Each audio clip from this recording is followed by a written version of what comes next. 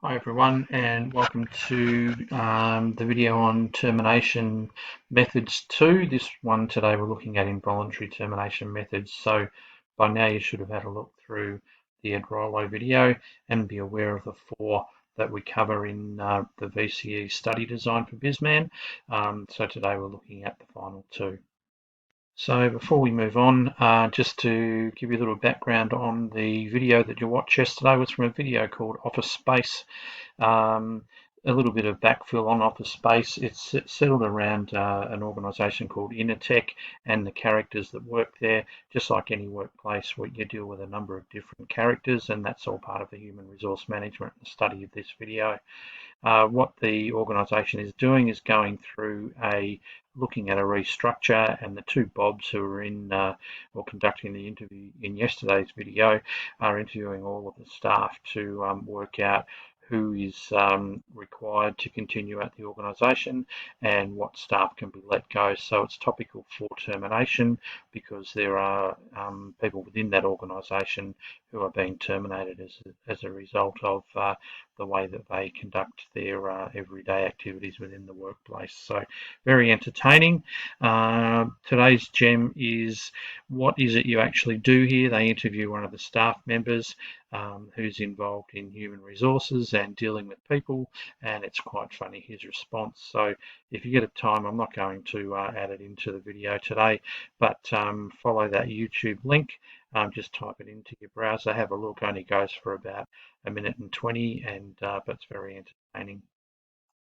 So looking at involuntary termination methods, the first one is retrenchment, and retrenchment is often linked to redundancy. So when you are retrenched, people often say you become redundant, which you do.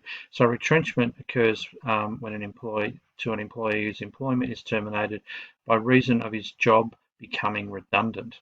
Now what that means is when there is no longer redundancy, when there is no longer sufficient work for the employee to perform their particular role. It could be to do with levels of activity within a business in a downturn situation as we're currently experiencing around the world with the coronavirus. It could also be technology making your particular role redundant. Just in relation to the current situation where there are a lot of employees being stood down, just make a note, it's not a form of redundancy being stood down. It's not a form of termination. The employees actually are still employed.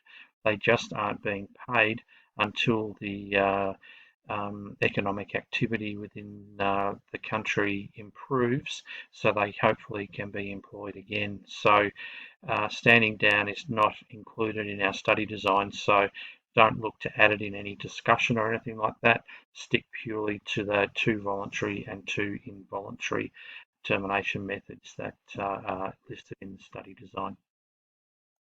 So when do redundancies occur? It may be that an employer is closing part or all of its business. He may be relocating overseas or potentially just shutting the doors. There could be an internal organisational restructure that, like the two Bobs are currently doing on Office Space, that often involves redundancies. There may be new technology introduced, such as automation, that replaces the need for a lot of labour in a factory setting. They may be replaced by automation. Again, as I said, there's a business relocating could be a case of redundancy. The duties of a position are reallocated to other employees, so their position then becomes redundant because their role is incorporated into other people within the organisation. Or there could be a merger between one business and another, which means that they have duplication of employees, and under any sort of merger or acquisition like that, the acquisition results in efficiencies, which mean that some staff eventually end up being made redundant in that particular situation.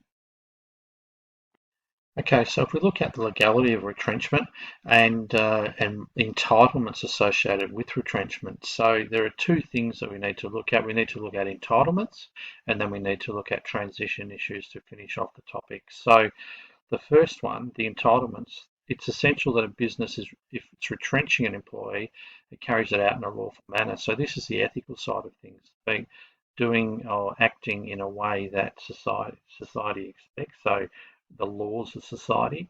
So if somebody is to be retrenched, the employer needs to give the employee in writing the reasons for the termination, the period of notice, as in when they are actually going to finish up, so the actual date of the termination, and the redundancy payment that the employee will receive.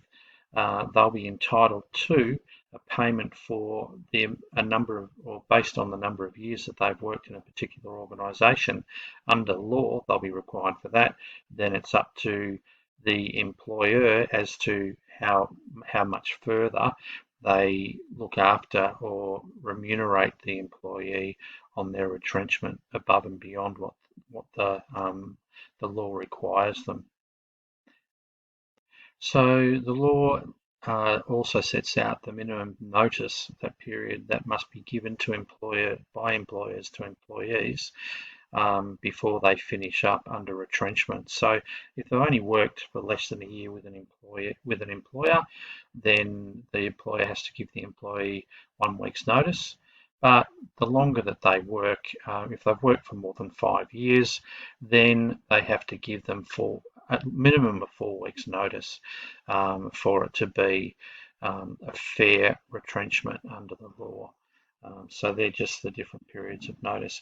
Of course, these are minimums, and employers can, of course, give a much greater notice period. In relation to the notice period, of course, that comes with pay for that period of time.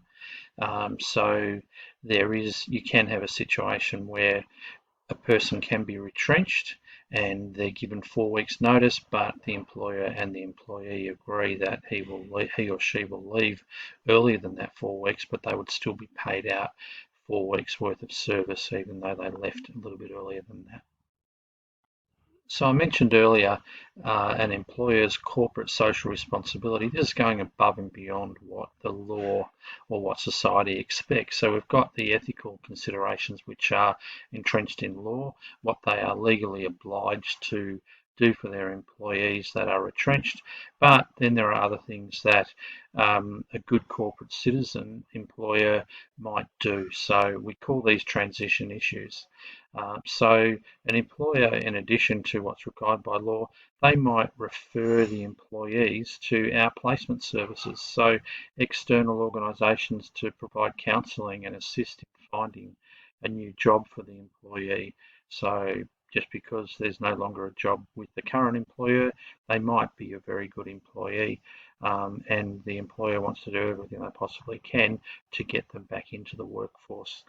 The other transition is a transition to retirement service. So some of our employees, they may be, when they're retrenched, they may get their superannuation, they might get all their legal entitlements, so they've got all of this money coming into their account, and they decide, well, we no longer want to work, so we're going to retire. So one of the other transition issues is a transition to retirement. So there are organisations also that provide assistance with finances, assistance for employees who now have a lifestyle change that they don't have to get up every day to go to work. So they look at involving newly retired people in community activities, or even getting them involved in unpaid volunteer work, which, as we know, they're classified as being retired, but they can still work but not be paid for it, which would be volunteer work. So the final part in this termination section is part 4, involuntary, which is dismissal, as in you're fired. Most students handle this part really well. So it's termination of employment, call it sacking, call it firing, against the will of the employee. And it may happen due to illegal activity, poor behaviour, incompetence, a number of different things. And depending which one it is, again, there are a number of steps that an employer needs to take to ensure that the dismissal is handled correctly. So a business must ensure that it's conducted appropriate counselling and disciplinary procedures before a dismissal takes place.